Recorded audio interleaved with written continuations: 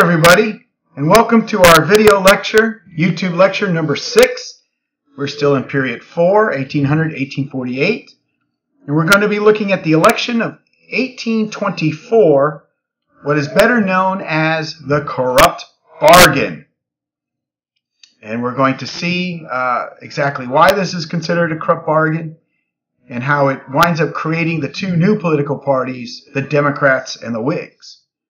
Let's first take a look at our key concept here. This goes back to the one we've actually already talked about, 4.1, Roman numeral 1, letter C.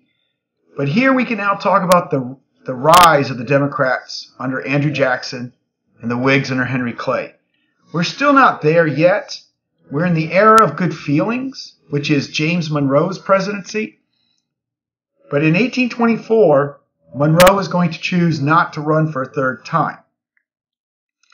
So instead, this Republican Party, this Jeffersonian Republican Party, is going to decide to run 4 candidates for President of the United States. Yes, ladies and gentlemen, 4.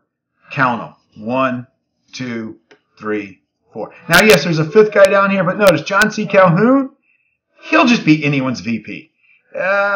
Imagine a time period where you could just decide, I won't run for president, but whoever wins, hey, you know what? I'll be your vice president. Awesome. But this is the election that's going to put the Republicans on the path of dissolving and emerging as these two parties. All right, this election of 1824. Sometimes known as the election of the favorite sons because they came from various states and sections of the country. John Adams is from New England. He represents the Northeast. He is Secretary of State, the greatest Secretary of State ever, as we learned earlier. Jedi mind tricks. Henry Clay from Kentucky, a man of constant sorrow. And that's why I played that song.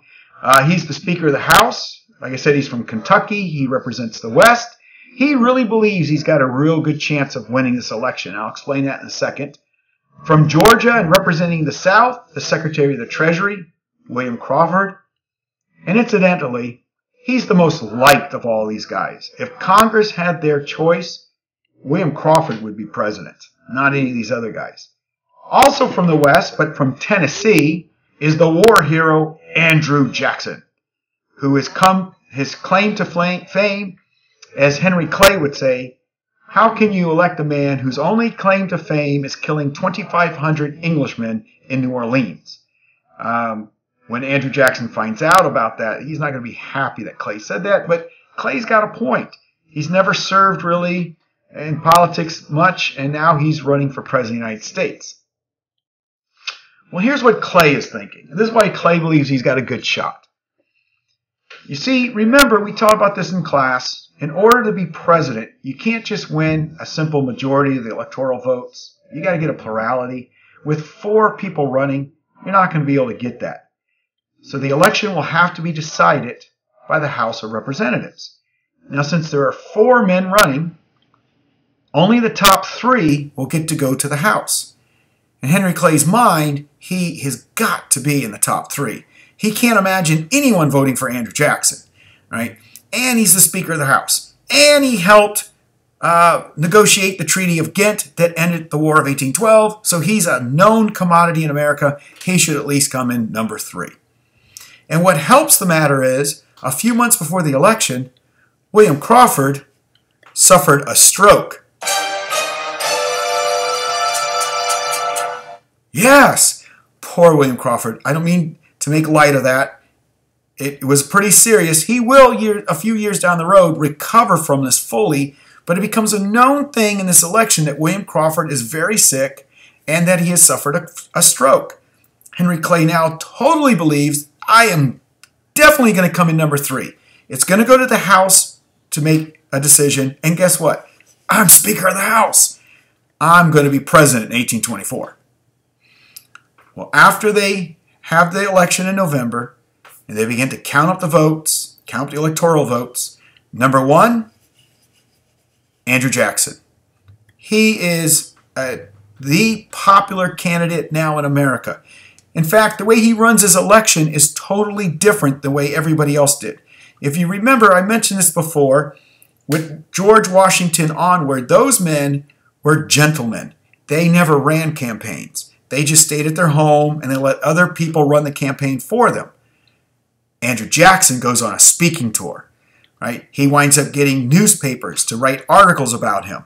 He's using every form of what we would call social media at the time period. He's got songs written about him. He's going to have banners. He's going to have bands playing. He is just going to go all over the states as he can and get his message out there. He'll also campaign.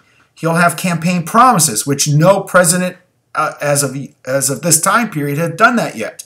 One of the things he calls for is he says he's a reformer. He's going to reform government. Think of the people running for president today. That's always what they talk about. We're going to reform the presidency. We're going to reform government.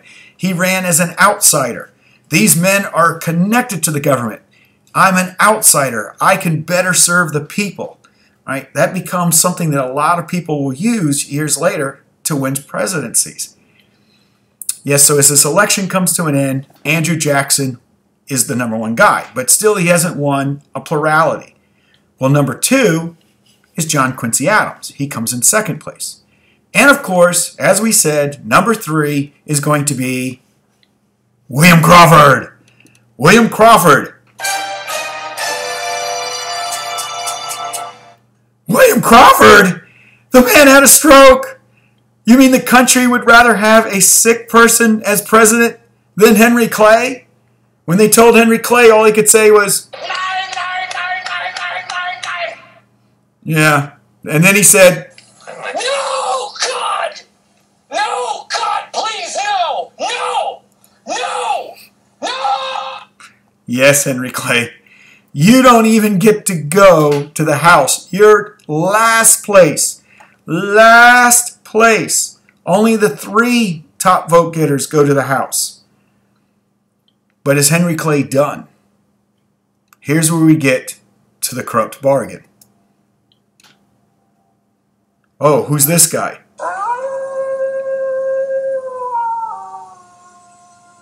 I just thought I'd show you an actual picture of Jhansi Calhoun, the werewolf of America.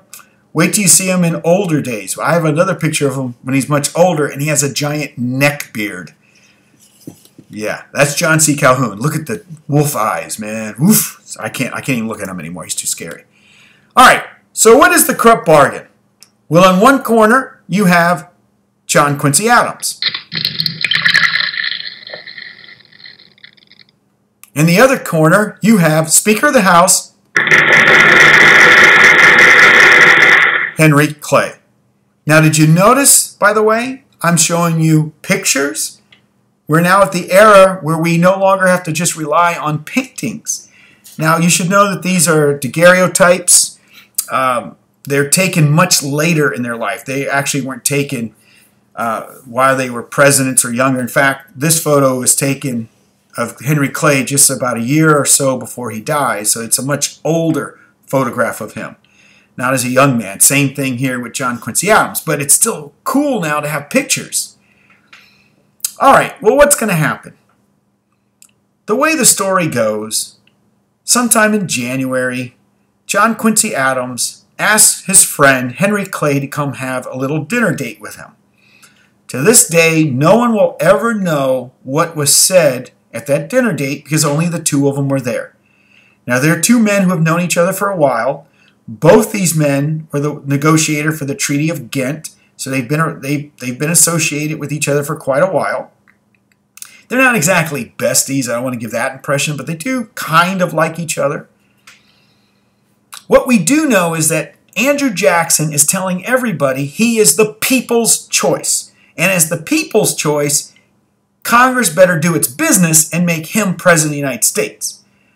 So when it goes to the House, Henry Clay, being Speaker of the House, makes sure that people give their votes to John Quincy Adams. And John Quincy Adams wins the election of 1824. Even though Andrew Jackson won the popular vote and Andrew Jackson came in first in the electoral vote, he did not win the election of 1824. No. And in a month or so later, John Quincy Adams nominates Henry Clay to be Secretary of State. Remember what I told you? Secretary of State is the stepping stone to be the president, thereby getting Andrew Jackson so angry, he gets his guns and he takes care of business. No, actually, he doesn't do that. But, it would be very much like Andrew Jackson. Andrew Jackson is the one who begins to scream that this is a corrupt bargain. He believes that Quincy Adams and Henry Clay robbed him of the election of 1824. Both these men will go to their graves denying that there was ever a bargain made, that at the dinner date they never ever talked about the election, that they never talked about, well, if you win, Quincy, can I be Secretary of State? In fact, Henry Clay will go on record to say that his only big regret in life is he should have turned down the offer of Secretary of State, because he realized it does give a image or a thought that this was a corrupt bargain. The other thing is, when you read a lot about men like Quincy Adams and Henry Clay, when you read real biographies, not ones about people who dislike them, you come to find out they're pretty honest men. Even Andrew Jackson, sort of honest, kind of, not really, but But it's Andrew Jackson who will just drive this in the hearts of people for the next 4 years. Quincy will be a president who will basically have a shadow president in Jackson for 4 years. He'll constantly be reminding people, I was the people's choice. I was the people's choice. So in 1828, that next election, it's not going to go good for Quincy Adams. The election of 28 turns into a very brutal, very nasty, one of the nastiest elections ever. Both sides begin to really say nasty things about each other. One of the things that they wind up saying about Andrew Jackson and his wife, Rachel, they attacked her. Turns out, Andrew Jackson is the only man to have ever married, or the only president, I should say, to have ever married the same woman twice. He had married Rachel when they were very young, but it turned out she was married to another man that she thought she had a divorce with, but she didn't. When it was found out, Jackson secretly divorced Rachel, and then he made sure that that other guy got the divorce or there was going to be some problems. So when she got her divorce, he remarried her. But that happened some 40 years earlier when they were young. But people found out about it, and they began to write it in newspapers and to say that Rachel was a bigamist and kind of that Rachel was kind of like a whore. Jackson never allowed Rachel to know this. He hid everything from her so that she never knew they were saying these nasty things about him. Jackson called Adams a pimp. He said that when he was Secretary of State, he took his niece to Russia and he pimped his niece to the Tsar of Russia, and that's how he was able to get a treaty with the Russians. That is a total lie. That never happened. The thing about Rachel, though exaggerated, was true. She was married to another man, but they did it in a very nasty way.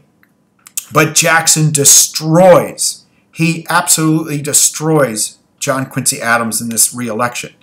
Henry Clay, by the way, did not run in 28. He tried to help Adams win a second election, and they both lose. We call it the rise of mass democracy because in this election, all white men, whether landowners or just poor, were able to finally vote. A spoil system, we'll talk more about that in class, what a spoil system is. That's part of party patronage. Jackson will start firing people and giving others their jobs. But one other thing you should know. After the election was over, Rachel and some of her girlfriends went to Nashville, Tennessee, so that she could buy a dress for the inauguration. While shopping for a dress, her and her friends went to a coffee shop to have some coffee. She saw a Cincinnati newspaper, and for the first time, she heard or read about her situation as a young woman, being still married to another man when she married Jackson and had to get 2 divorces to remarry Jackson. It embarrassed her so much, she fainted, and they had to rush her back home. Andrew was on a speaking tour when he found out. He rushed home to be with her, but it was too late. Rachel Jackson suffered a heart attack, and she died, and she never made it to Washington. This made Andrew Jackson a horribly bitter, angry man. He believed that Henry Clay was the one who got the Cincinnati newspaper to write these things about Rachel, even though that's not true. But as far as Clay's concerned, he's dead in Jackson's eyes. Imagine a man who's already an angry man, and now your wife dies. And at the funeral, he would say, "I know God forgives, but I can never forgive." He comes to the White House wanting to exact revenge. That sets us up for next week when we start to talk about Andrew Jackson. All right, everybody. Have a good night. Bye-bye.